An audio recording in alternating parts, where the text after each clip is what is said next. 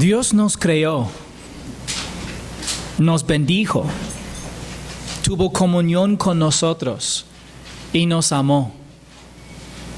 Pero escuchamos a su enemigo. Desobedecimos al Señor y obedecimos a Satanás.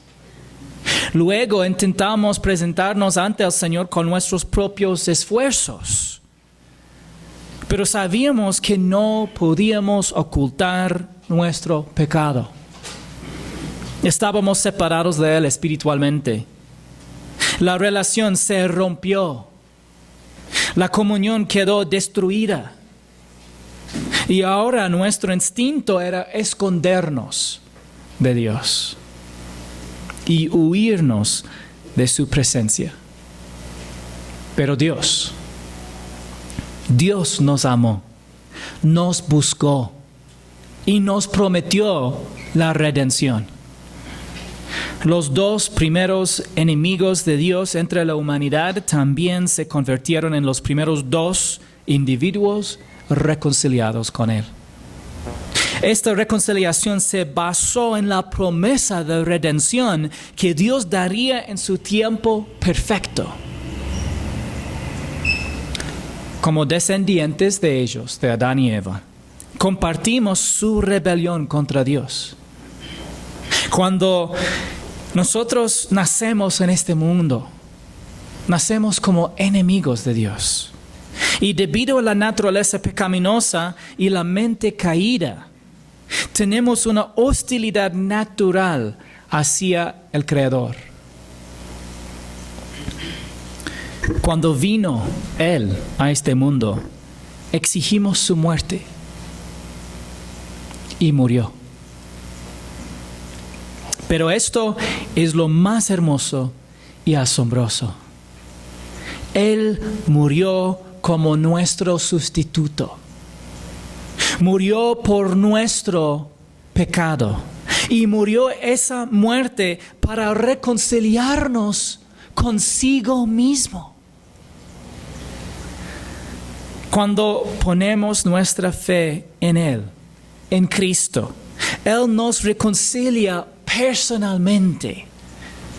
Elimina la enemistad gracias a su muerte en la cruz por nuestros pecados y nos da paz con Él. La restauración de una correcta y buena relación con Dios. ¿Y por qué hizo eso? Cuando nos reconcilia, también nos justifica. Pero también quiere santificarnos en nuestro caminar con Él. Y eso solo sucederá si nos mantenemos firmes e inmovibles en la esperanza del Evangelio. El pensamiento del estudio de esta mañana es este. El Hijo quiso que la reconciliación resultara en la santificación del creyente mediante la firmeza en la esperanza del Evangelio. Ese proyector.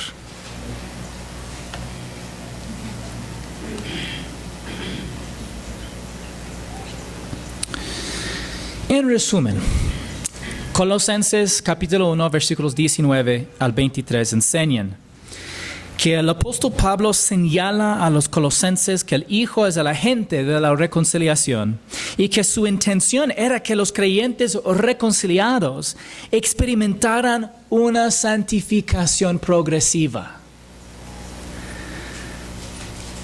En Colosenses 1, versículos 1 al 8, vimos que como creyentes en Cristo estamos conectados por una fe igualmente preciosa y una experiencia personal de la gracia de Dios revelada en el Evangelio. Y en versículos 9 al 14 vimos que como creyentes en Cristo debemos perseverar en la oración por la iluminación y transformación de los demás creyentes. Y en versículos 15 al 18 vimos que debido a que el Hijo creyó absolutamente todo, Él debería tener el primer lugar en todo, incluyendo nuestras vidas. Y ahora, este es el tema principal de toda la carta, la supremacía o preeminencia de Cristo.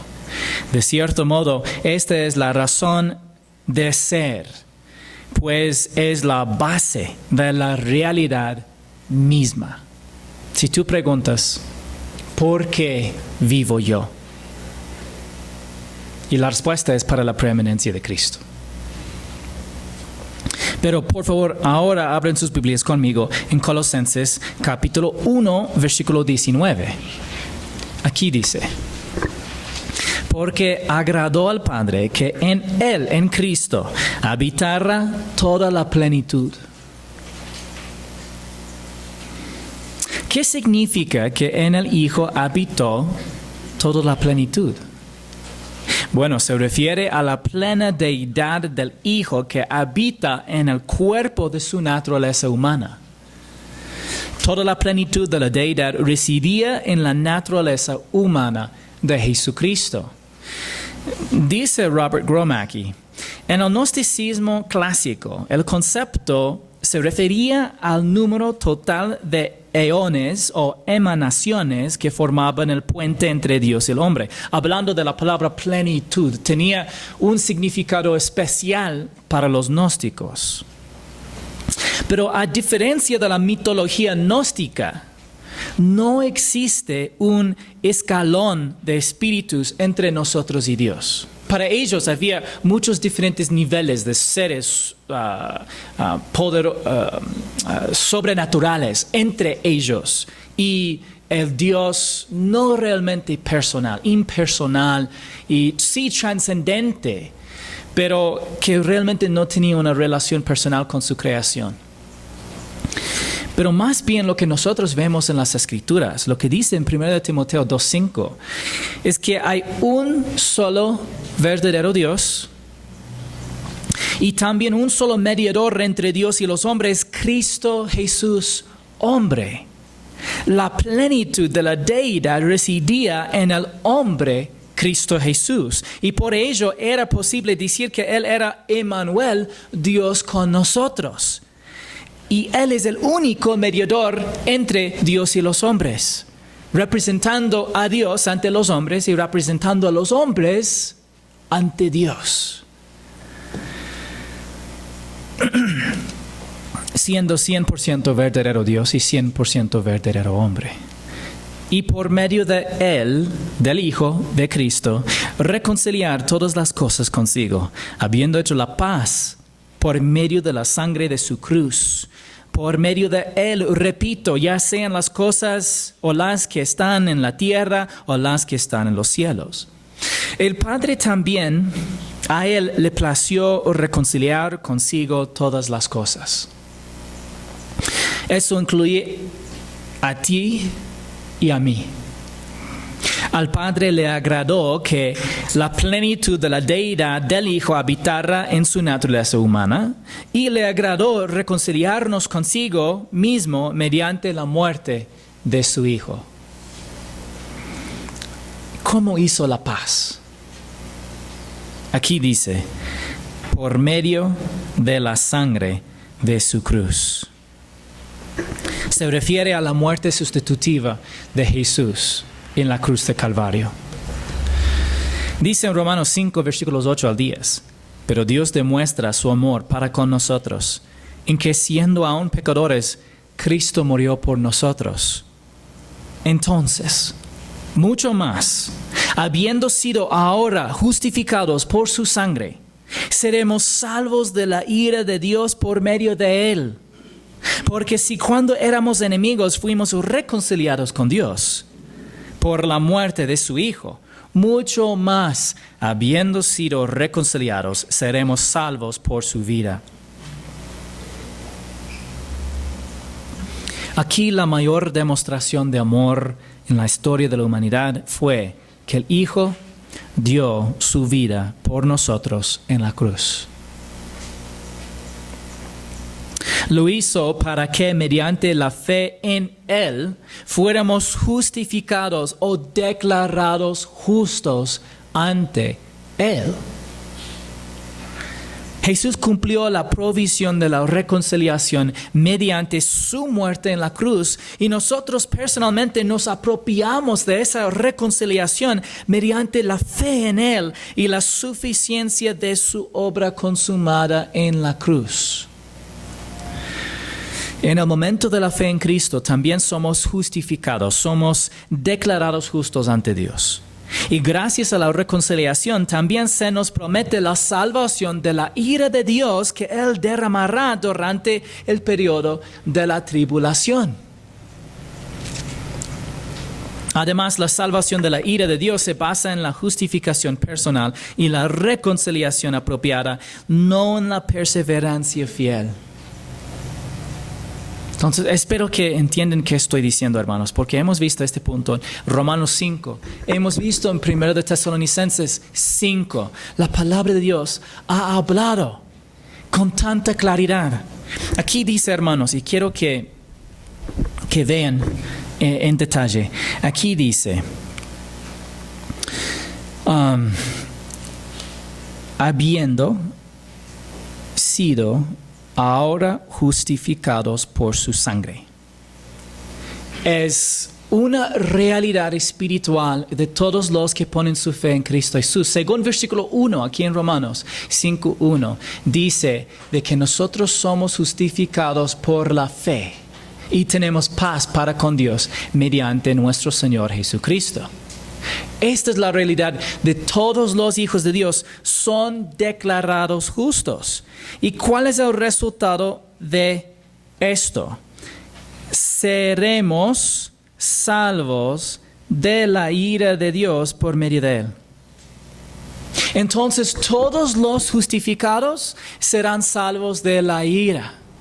Y incluso el apóstol Pablo quiso enfatizar el punto aún más. Él dijo, si cuando éramos enemigos fuimos reconciliados con Dios, entonces todos nosotros antes de la salvación éramos enemigos de Dios, al lado de Satanás y su sistema del mundo.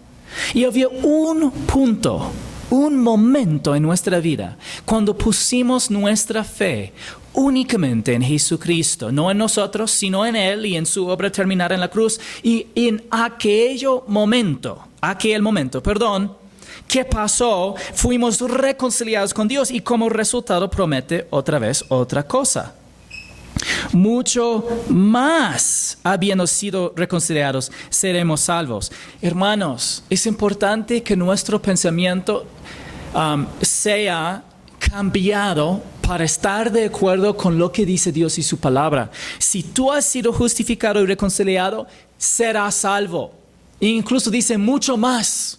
Hay mucha más razón. Si Dios salvó a sus enemigos, mucho más razón que no dejará a sus hijos para experimentar la tribulación. Y espero que entiendan y acepten esta verdad en su corazón. ¿Ya?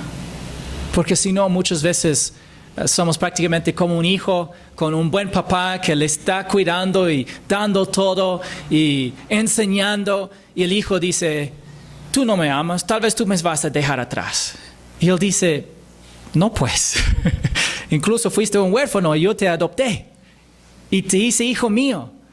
Y ahora te he dado todo. E incluso te he dado la misma herencia de todo lo mío que yo tengo guardado para mi perfecto y eterno hijo. Te he dado la misma herencia que él. Y a veces los hijos siguen diciendo, pero me da algo de preocupación, tal vez cuando ya llega el día que tú me vas a dejar atrás o algo así. Pero esto es nuestro temor por nuestra naturaleza, no por quién sea Dios. Mira quién es Dios, hermanos. Ahí está su palabra. Y les ha mostrado lo mismo en 1 de Tesalonicenses capítulo 5. La palabra ha sido muy clara y espero que tú puedas descansar en la verdad de la palabra. ¿Y por qué? Vamos a ver al final de este estudio que no creceremos bien espiritualmente si nosotros alejemos del Evangelio y la esperanza que tenemos en el Evangelio. El Hijo es el agente de la reconciliación mediante su muerte en la cruz. Ahora, ¿qué es la reconciliación? La reconciliación es la eliminación de la enemistad y la restauración de una relación correcta. Anteriormente, el apóstol Pablo escribió a los Corintios diciendo en 2 de Corintios capítulo 5, versículos 18 al 21, y todo esto procede de Dios, quien nos reconcilió con Él mismo por medio de Cristo y nos dio el ministerio de la reconciliación. Es decir, que Dios estaba en Cristo reconciliando al mundo con Él mismo, no tomando en cuenta a los hombres sus transgresiones, y nos ha encomendado a nosotros la palabra de la reconciliación. Por tanto, somos embajadores de Cristo, como si Dios rogara por medio de nosotros. En nombre de Cristo les rogamos, reconcíliense con Dios. Al que no conoció pecado, lo hizo pecado por nosotros. Aquí cuando dice lo hizo pecado por nosotros, el Padre hizo a Jesús el símbolo de pecado. Él fue identificado con el pecado. Y en este caso, todos los pecados de toda la humanidad, pasada, presente y futura, para que fuéramos hechos justicia de Dios en Él. A veces nosotros estamos tan distraídos por el mundo que nos rodea, las preocupaciones de nuestros corazones, que olvidamos de la hermosura y el asombro del Evangelio.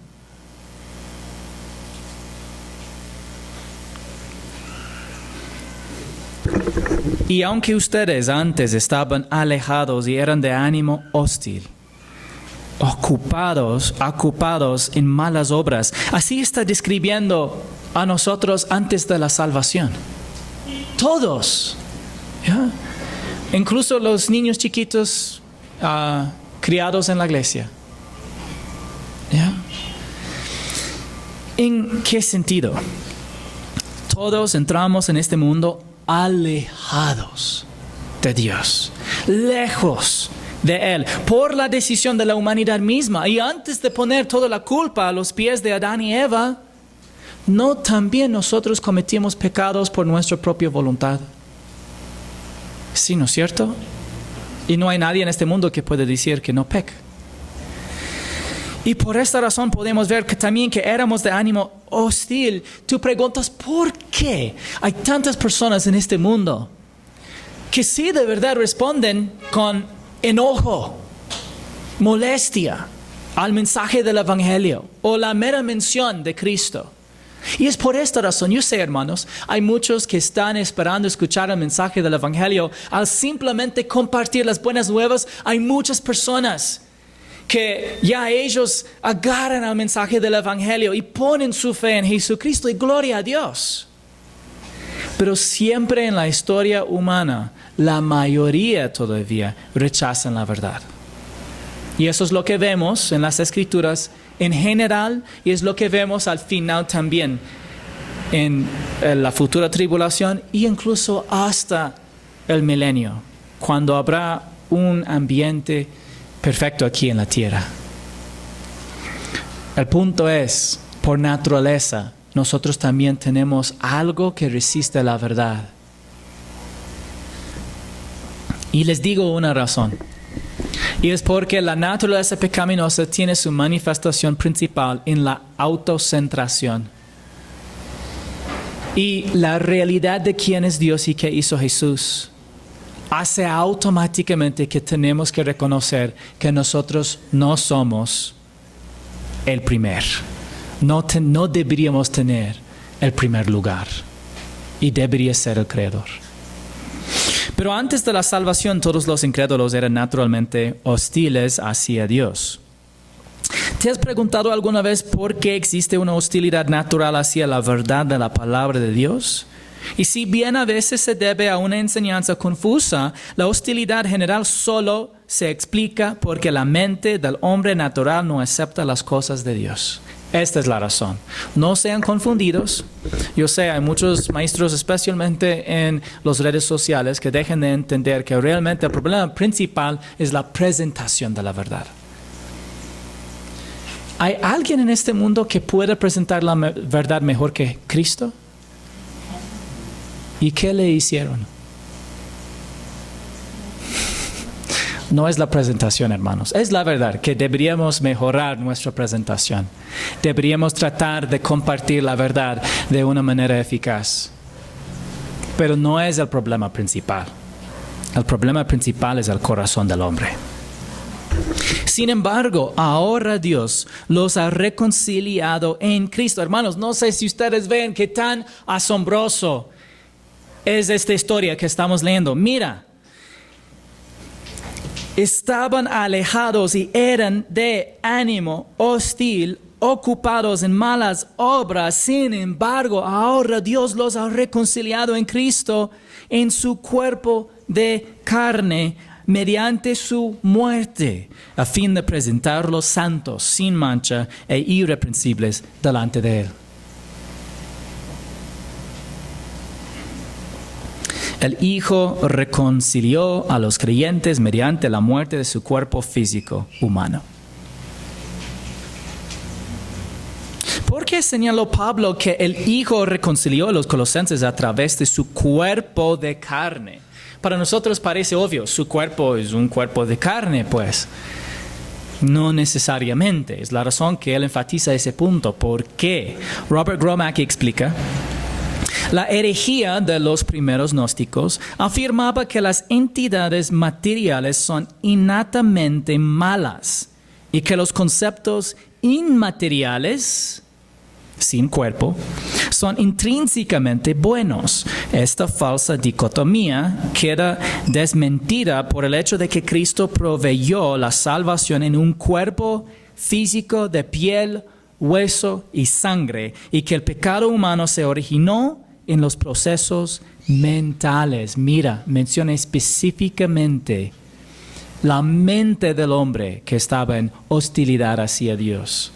Y contrasta con el cuerpo de Cristo en que murió por nosotros. El punto es, un espíritu no es en sí naturalmente bueno y un cuerpo no es en sí naturalmente malo. Eso es su punto. Y eso es importante. Por algunas razones. Pero uno es que los gnósticos negaban que Jesús tuvo un verdadero cuerpo humano, porque según ellos, en sí mismo, toda carne es en sí mala. Todo lo material, toda cosa que existe en este mundo es malo, según ellos. Y necesita ser liberado de este mundo malo y del cuerpo malo. Ahora, hay algo de verdad porque vivimos en cuerpos pecaminosos, es la verdad, pero Jesús no. Y el mundo no es en sí malo, es el pecado en el mundo que es malo. Dios creó todo bueno y el Dios creador es bueno. Los gnósticos decían el Dios creador es malo y el mundo creado es malo. El punto es, el diseño original de Dios fue bueno. Y Dios entró en el mundo y como un hombre bueno y perfecto, tomó todos nuestros pecados y murió por nosotros.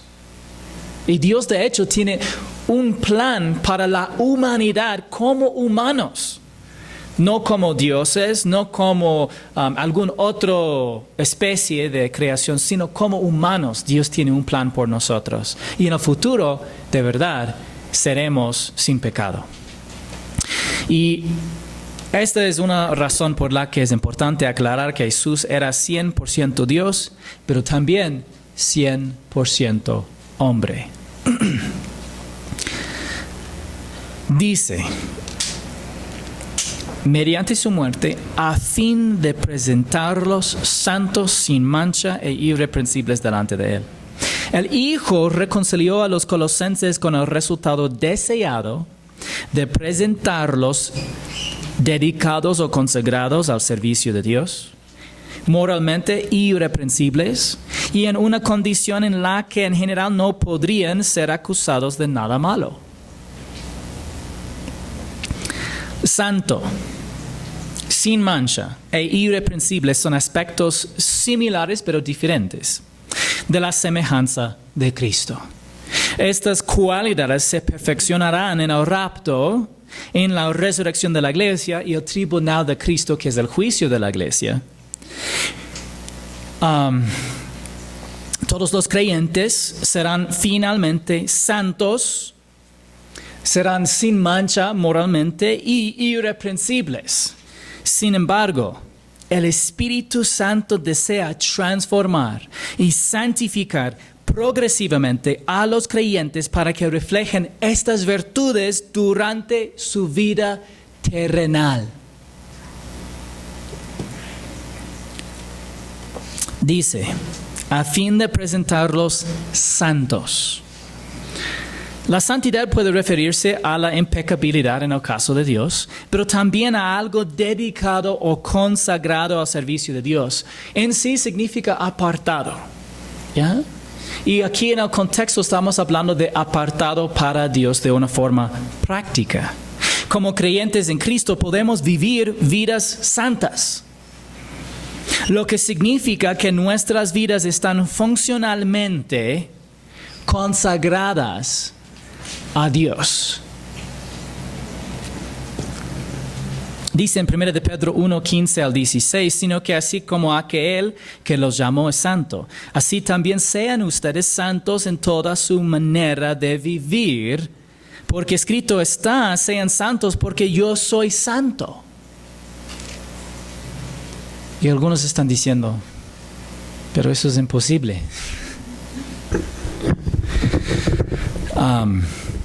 Y humanamente, en alguna manera, sí. Dice que deberíamos estar sin mancha. Y en contexto probablemente se refiere a una conducta sin mancha o intachable. Una conducta sin mancha. Dice en Filipenses 2, 14 y 15, hagan todas las cosas sin murmuraciones ni discusiones para que sean irreprensibles. Aquí la palabra traducida irreprensible es la misma que se traduce como sin mancha en Colosenses. Y sencillos, hijos de Dios sin tacha en medio de una generación torcida y perversa, en medio de la cual ustedes resplandecen como luminares en el mundo. Entonces, queremos un equilibrio, hermanos. Queremos entender con claridad que estas cualidades no son requisitos para ir al cielo. No son requisitos para el rapto de la iglesia. Si has sido justificado por la fe y reconciliados con Dios, ya está prometida que tú serás salvo de la ira venidera. Pero aquí está diciendo que Dios tiene un propósito más allá por tu reconciliación. Él no solamente quiere que tú seas llevado en el rapto. Él quiere también que vivas una vida transformada. Quiere que haya una marcada diferencia entre el creyente y el mundo. Dice, sin tacha en medio de una generación torcida y perversa. ¿Hay muchas cosas torcidas y perversas en este mundo? Sí, ¿no? Creo que todos están un poco cansados hoy. ¿No? ¿No están medios dormidos? ¿Medios cansados? Ya. Voy a hacer algo. Quiero que todos se paren por un momentito. ¿En serio? ¿En serio? Sí, hay una hermana estiró. Ya, eso es. Estira. Ya, pero respira, porque si no puedes desmayarte. Ya, respira. Gracias Dios por este día. Y ahora volvamos a sentarnos. ¿Ya? ¿Ya? Sí. Les veo rejuvenecidos. ¿Ya? Y si hubiera pasado en este momentito el rapto, nosotros así todos extendidos y llevados. Ay. Oh, qué pena, ¿no? Sí, misión cumplida. Me hubiera gustado esto tanto. Pero, qué pena, todavía estamos acá. No en la iglesia, yo digo, en el mundo, pues.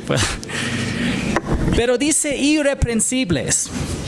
Y irreprensible significa vivir de una manera tal como que los demás generalmente no pueden acusarte de ninguna mala acción en general. Y este es un requisito para los ancianos y diáconos. Dice en Tito 1 del 6 al 7, lo designarás si el anciano es irreprensible, marido de una sola mujer, que tenga hijos creyentes, no acusados de disolución ni de rebeldía, porque el obispo debe ser irreprensible como administrador de Dios, no obstinado, no iracundo, no dado a la bebida, no pendenciero, no amante de ganancias deshonestas. Entonces es interesante, porque más o menos toda la descripción explica lo que es irreprensible.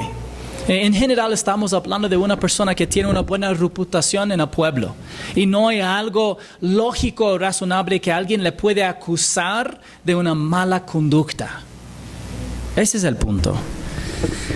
Y de verdad, ningún anciano o diácono puede afirmar que exhibe estas cualidades a la perfección. Pero es posible que uno esté por encima de todo reproche en el sentido de que nadie puede acusarlo razonablemente de mala conducta. Y eso es muy importante. Realmente, para todos los creyentes. Voy a pedir que lean ese versículo conmigo. Sin embargo, ahora Dios los ha reconciliado en Cristo, en su cuerpo de carne, mediante su muerte, a fin de presentarlos santos, sin mancha e irreprensibles delante de Él. Estas tres cosas, santidad, estar sin mancha en su conducta y irreprensibles, reflejan transformación. ¿Cómo se producen estas virtudes? Como cuando somos llenos del Espíritu Santo, lo que significa que Él nos controla y estamos en comunión con Dios Padre. El Espíritu Santo nos transforma progresivamente al contemplar el carácter de Cristo en la palabra escrita de Dios. ¿Por qué es tan importante la lectura diaria de la palabra de Dios? Porque necesitamos la palabra de Dios para la transformación. Es lo que el Espíritu Santo de Dios usa para transformarnos. Esto no es algo que surge por osmosis. ¿Has escuchado esta palabra? Osmosis. ¿No? La limpieza de agua, hay un proceso que se llama osmosis, pero es algo que es hecho automáticamente. Tienes unos filtros, el agua entra y sale por todo el proceso y sale.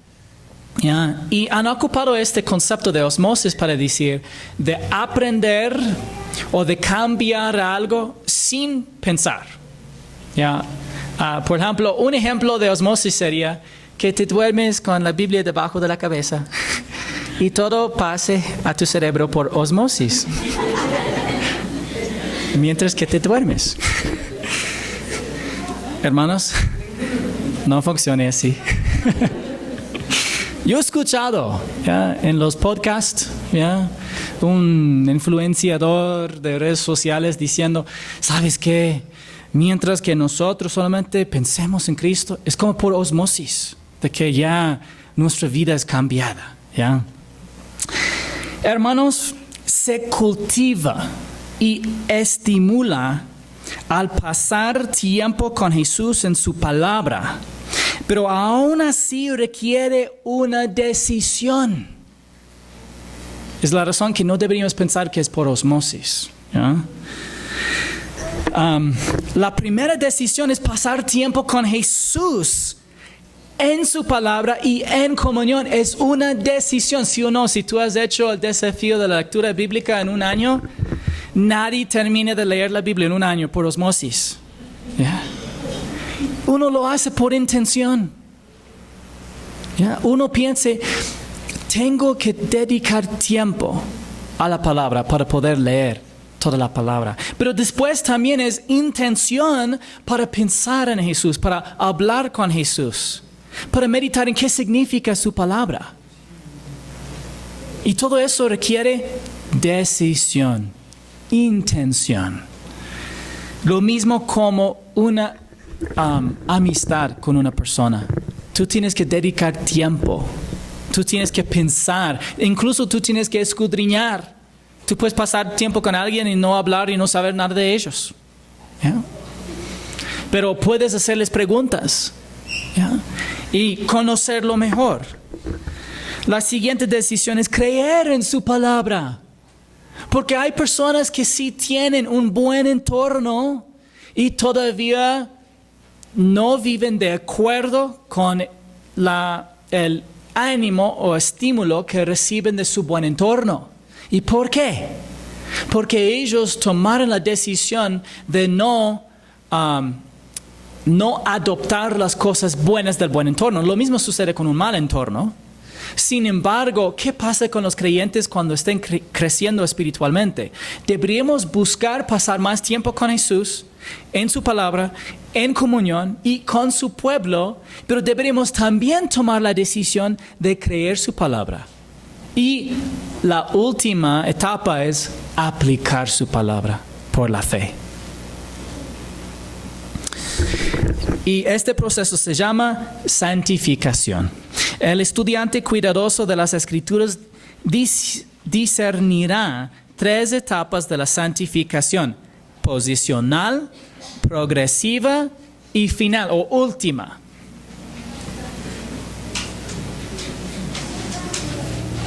Tú dices, ¿seguro que sí, pastor? Yo he escuchado de las 3 etapas de la salvación. ¿Habrá también 3 etapas de santificación? Sí. De hecho, les he enseñado eso. Dicen, no. No recuerdo eso. Bueno, hermanos, entonces vamos a repasar. Entonces, cuando ponemos nuestra fe en Jesucristo, somos santificados posicionalmente. Lo que significa que somos apartados para Dios y le pertenecemos. Y el Padre nos ve legalmente como sin pecado y justos porque estamos identificados con su Hijo. Es nuestra posición espiritual. Así ya somos en nuestra identidad ante Dios. Es una santificación posicional. Es la razón que el apóstol Pablo pudo decir a la iglesia más desordenada y problemática. Y él pudo decir a la iglesia de Dios que está en Corinto, a los que han sido santificados en Cristo Jesús, llamados a ser santos. Aquí a ser no está en griego, dice llamados santos. Con todos los que en cualquier parte invocan el nombre de nuestro Señor Jesucristo, Señor de ellos y nuestro. El apóstol Pablo está diciendo, mira, en el segundo versículo de toda la carta, él dice, quiero estar claro, estoy escribiendo a santos, hombres y mujeres que han sido apartados para Dios, lo mismo como todos los santos en todo el mundo. ¿Y recuerdan los pecados que caracterizaban la iglesia de Corinto? Muchas malas cosas, no vamos a hablar de esto hoy. Pero ellos fueron santificados posicionalmente. Pero hay una segunda etapa de la santificación. Cuando somos llenos del Espíritu Santo, permanecemos en Cristo y caminamos por fe, experimentamos una santificación progresiva en la que el Espíritu nos transforma para reflejar el carácter y las virtudes de Cristo. Una santificación progresiva. ¿Por qué digo progresiva? No sé si pueden ver, hay una flechita que está haciendo zigzag, subiendo. ¿Ya? Voy a dibujarlo para que puedan verlo bien. Aquí hay una flecha haciendo zigzag porque nosotros no somos transformados de una sola. Es un proceso. No cambiamos de una sola. es un proceso. No somos santificados de una sola. Es un proceso en nuestra forma práctica de vivir. Como vemos, sino que así como aquel que los llamó santo, así también sean ustedes santos en toda su manera de vivir. Se den cuenta, hermanos, que en un versículo él dice de que todos los corintios ya fueron santificados y llamados santos. Pero aquí Pedro está diciendo a algunos creyentes, sean santos en vuestra manera de vivir. Él no está hablando de su identidad, él está hablando de su manera de vivir, su práctica. ¿Ah? ¿Y cómo se logra esto? A través de la inmersión en la verdad de la palabra de Dios. Dice en Juan 17:17, santifícalos en la verdad, tu palabra es verdad. Hablando a Jesucristo, orando en el aposento alto al Padre acerca de los discípulos que ya fueron salvos, ya santos en posición, pero no en su práctica. De hecho, ya él sabía, Jesús, que la misma noche iba Pedro a negarlo 3 veces. ¿Creen que él estaba viviendo en una santidad práctica? No, no es cierto. ¿Ya? No hay nada de santidad en negar el nombre de Jesús. ¿Ya? Pero estaba en un proceso, sí, de santificación Pedro. ¿Ya? Pero en su proceso tal vez estaba así, en esta noche fue así. Y ya comenzó otra vez así, en su vida espiritual. Pero, ¿cuál es el método de santificación? La palabra. ¿Ya? La palabra de Dios. Aquí podemos ver un poco más cerca que nosotros necesitamos necesitamos aprender la palabra de Dios, pero mientras que estemos en comunión con Dios. Cuando estamos fuera de comunión con Dios, no vamos a crecer espiritualmente. Si tú vienes aquí a la iglesia bien enojado con alguien, ¿ya? O tú esta mañana dijiste una cosa que no deberías haber dicho a tu esposo o esposa, ¿ya? O que sea, ¿ya? Y no tomes un momento para confesar tus pecados al comienzo de este culto. Entonces explica por qué a veces la palabra entra y sale por ahí. Así es un dicho, decíamos en inglés, que entre por un oído y sale por la otra. Y a veces dice, ¿y por qué no? Casi es como que no escuché nada y no recuerdo nada. ¿Ya? Y a veces al final del día ya recuerda que está fuera de comunión con Dios. Y esa es la razón. Entonces, hermanos, es una razón que les recomiendo al comienzo de cada culto. Deberías tratarlo como la Santa Cena. Tomar un momento, confesar tu pecado, vuelve a comunión con Dios, para que el Espíritu Santo de Dios controle y te enseñe la palabra, para que aprendas la palabra de Dios y esto te transforme desde adentro hacia afuera. Todavía tienes que tomar decisiones para aplicar la palabra por la fe. Pero por lo menos la palabra ya ha sido hecho real en tu corazón mediante el ministerio del Espíritu. Y en el momento que necesites la palabra, Él te lo recordará. Al final hay una santificación última o máxima, y cuando nosotros seamos arrebatados, experimentamos la santificación máxima, porque ya no pecaremos y seremos completamente justos y semejantes a Cristo en nuestro carácter. Dice en 1 Juan 3:2, amados, ahora somos hijos de Dios y aún no se ha manifestado lo que habremos de ser. Pero sabemos que cuando Cristo se manifieste, seremos semejantes a Él, porque lo veremos como Él es.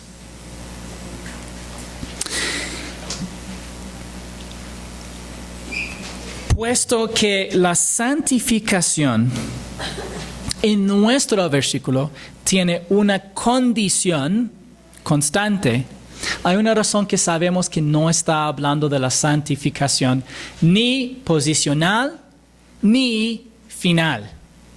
tiene que estar hablando de una santificación progresiva. Él les mostrará por qué, dice aquí. Y pueden leerlo conmigo.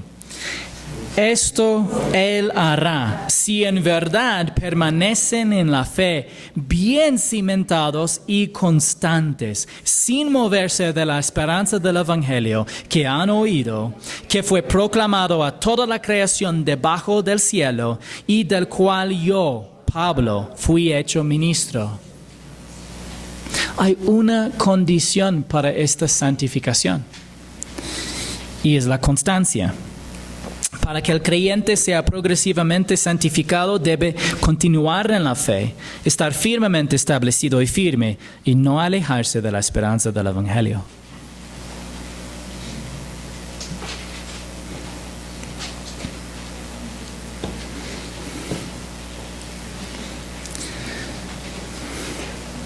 Dice, si en verdad permanecen en la fe. Y aunque parezca obvio, no podemos crecer espiritualmente sin seguir confiando en Jesucristo. Aquí cuando dice la fe, probablemente se refiere a la vida espiritual en general.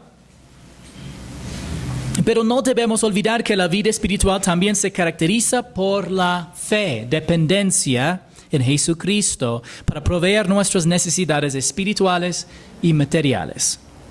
En segundo lugar, los creyentes necesitan estar, aquí dice, cimentados, bien cimentados o firmemente arraigados en las verdades de la palabra de Dios, el amor de Cristo, la gracia de Dios. Y aquí apunta al mensaje del Evangelio.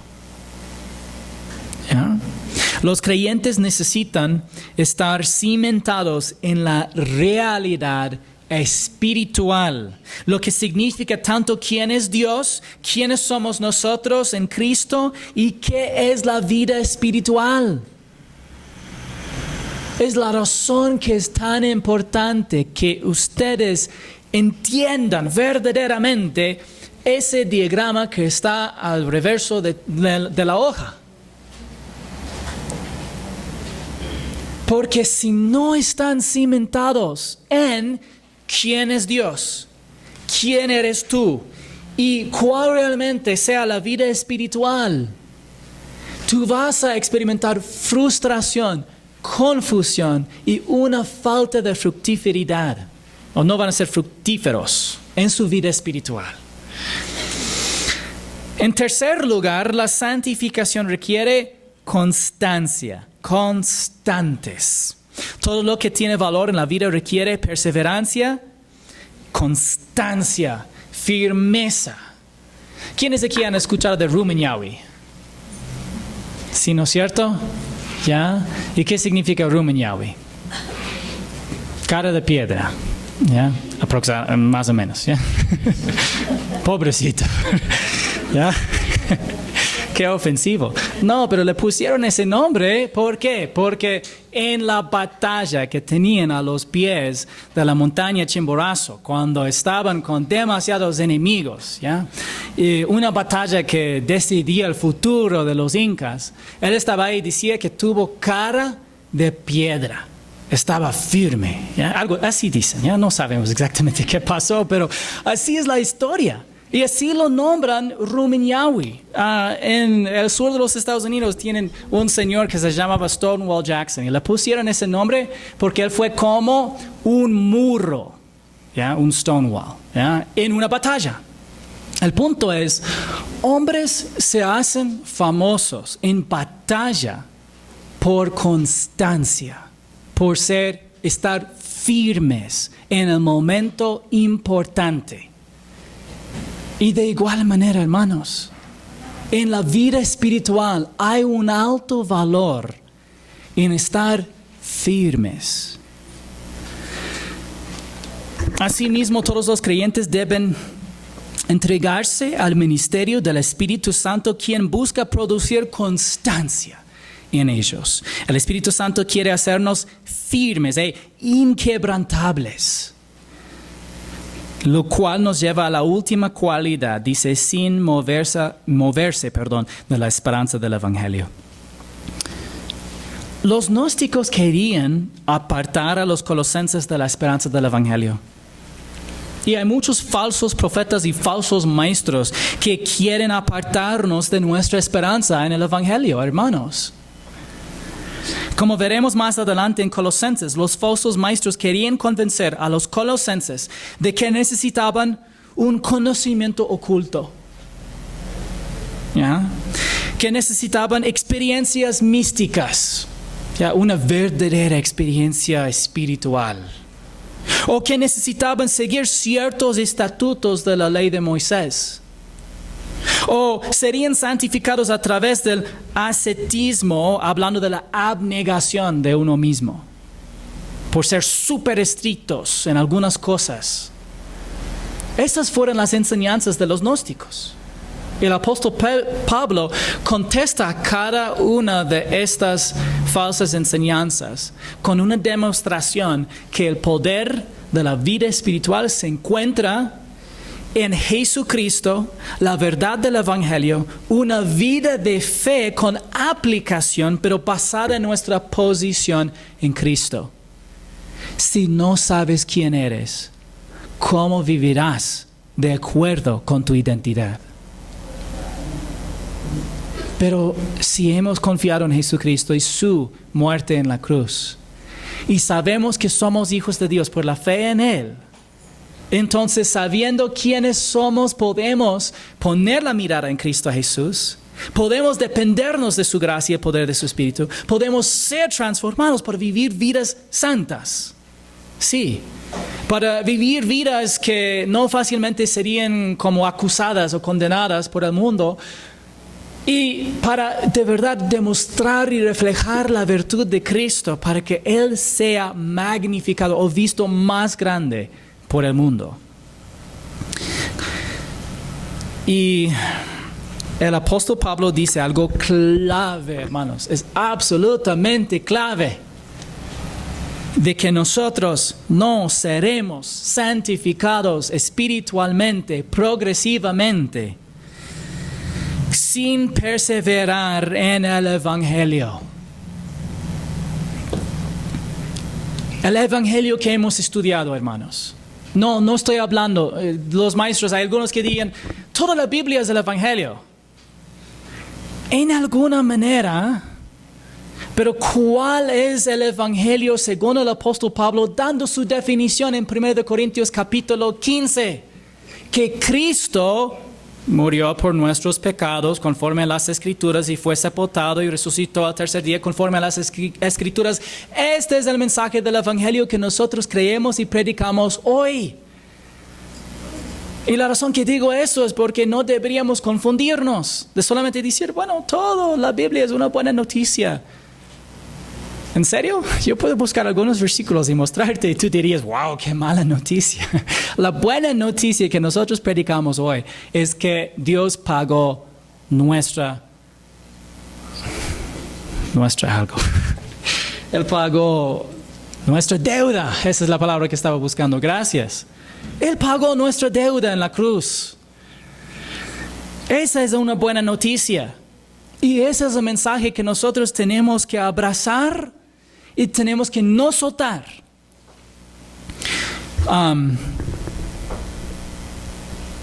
La esperanza del Evangelio, hermanos, tenemos basada en todo quien es Dios santo, perfecto y justo, reconociendo la realidad de quienes somos nosotros, pecadores, culpables que merecemos la muerte.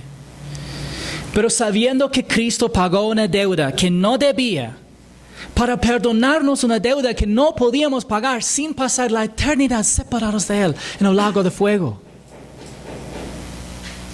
Así que nosotros sabemos que no hay nada que podemos agregar a su muerte terminada en la cruz, no hay nada que podemos quitar de lo que Él hizo en la cruz. Solamente podemos confiar en Él y lo que Él hizo. Y esta da una perspectiva para toda la vida espiritual. Es la razón que al momento que alejemos del mensaje del Evangelio, ya nada tiene razón. ¿Cómo es Dios? ¿Quiénes somos nosotros? La base de la relación que tenemos con Él, nada tiene razón si alejamos del mensaje del Evangelio. Pero si nosotros mantenemos firmes en la esperanza del Evangelio, sabiendo que Jesús lo pagó todo, sabiendo que somos salvados por gracia, sabiendo que nos ha prometido una herencia reservada en los cielos, podemos tener una perspectiva para vivir una vida espiritual empoderada por el Espíritu Santo de Dios. Y así podemos ser transformados. Dios nos reconcilió para mucho más que escapar del fuego del infierno y participar de la resurrección, aunque sean cosas tan importantes. Nos reconcilió para poder transformarnos y santificarnos progresivamente por el mensaje del Evangelio y el poder del Espíritu por su gracia. Amén. Si recuerdan una sola cosa, hermanos, de este culto, sería este. Hermanos, necesitamos siempre recordar el Evangelio, tal como es en las Escrituras, para poder ser santificados en nuestro andar con el Señor diariamente.